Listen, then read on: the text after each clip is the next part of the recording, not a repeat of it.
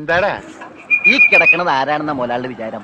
ലക്ഷപ്രഭുവാണ്, ലക്ഷപ്രഭു. പിന്നെ ലക്ഷപ്രഭു കടലിലല്ലേ കിടക്കുന്നത്? കിടക്കും. ചില ലക്ഷപ്രഭുക്കൾ കടലിലും കിടക്കും.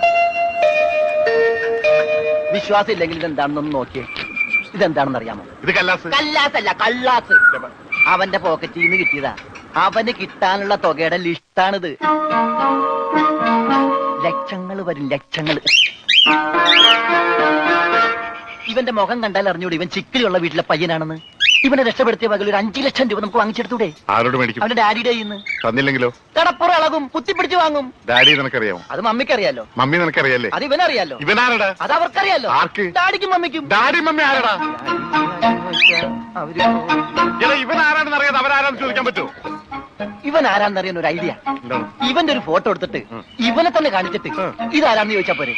അപ്പൊ അവൻ പറയില്ലേ? ഇല്ലേ? ഇല്ലെങ്കിൽ ഫോട്ടോ കളഞ്ഞ